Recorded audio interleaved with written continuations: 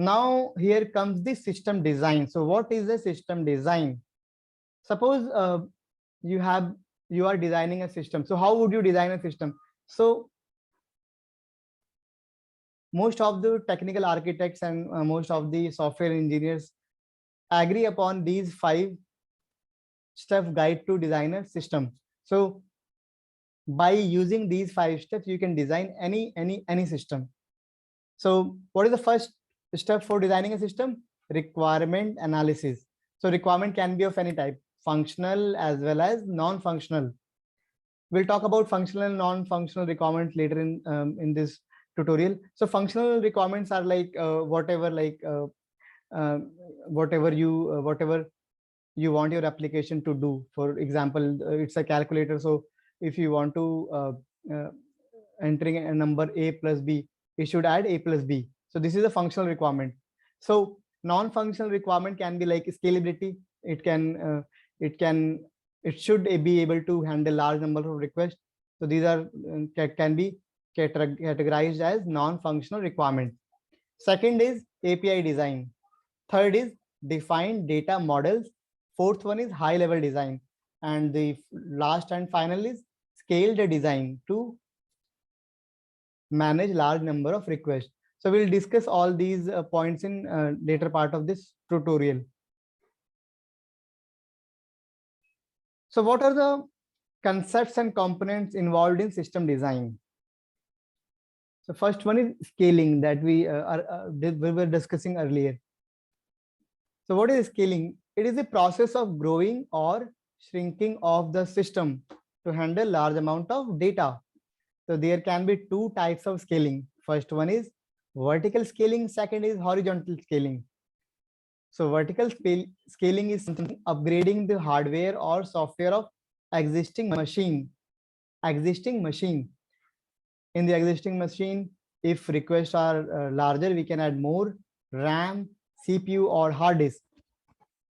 But this has the upper limit. Like we cannot put unlimited GB of RAM. We cannot put unlimited CPU.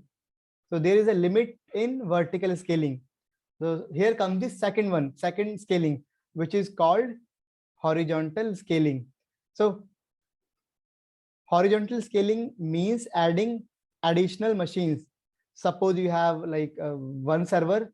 So if request is coming, in order to scale that, first try to vertical scale, and then you can add more machines in the system. So this is called horizontal scaling. So what is the difference between horizontal and vertical scaling? So horizontal scaling might need load balancers. In vertical scaling, we do not need load balancer. Horizontal scaling is resilient to system failures. Vertical scaling, single point of failure. So if the single machine fails, entire system fails. In horizontal scaling, we have problems of data inconsistency because we have multiple machines and data is distributed among them. So data inconsistency can be a big problem. Horizontal scaling scales well. Vertical scaling has a limit for scaling. We can not add more than allowed number of CPUs and RAM. So we should always try to design a system that scales well. Now, second term that we use in system design is load balancing. So what exactly is a load balancer? So load balancer is in between the user and the server. So it distributes upcoming traffic to several servers or databases. There are two types of load balancer. First one is hardware load balancers, and second one is software load balancers. So hardware load balancers are very expensive, and software load balancers, there are few examples of software load balancers that are used, like Nginx. It can be used as load balancers. So there are several algorithms that these load balancers use in order to distribute upcoming traffic. So the most popular one is round robin. So in round robin, the upcoming traffic is equally distributed to servers. Second one is least loaded. Forward the request to least loaded server. Third one is session based. So client server have a session. So a client one, request coming from client one is distributed to server one, and request coming from client two are distributed to server two. And another type of algorithm used for load balancing is hashing. So it is based on user ID or IP address. So request coming from same user ID are sent to same server. Request coming from same IP address sent to same web server. So these are some basic usage of load balancing, how what is load balancing and what algorithm load balancers use in order to route upcoming traffic. Now, there is a term caching, which is very much used in system design. So what exactly is a caching? Caching is a temporary storage. Data is stored in memory for faster access. So there is a 80-20 rule. So what exactly is the 80-20 rule? 20% of data is used 80% of times. Repeat after me.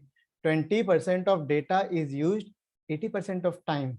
So keep that 20% data into cache so that we do not need to go to the app server and app server then interact with the database. So what happens whenever request comes, it comes from the user, it goes to load balancers, then the load balancer talks to the web server or app server, and it goes to database to fetch the results.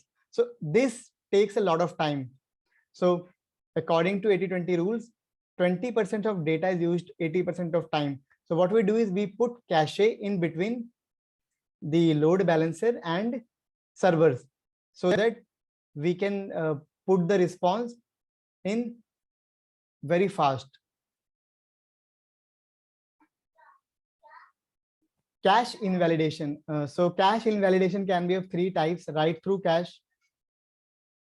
So in that case, data is written in database and cache at the same time. Cache around cache, write around cache. Data written in database only, cache marked invalid. Later cache is also updated. Write back cache.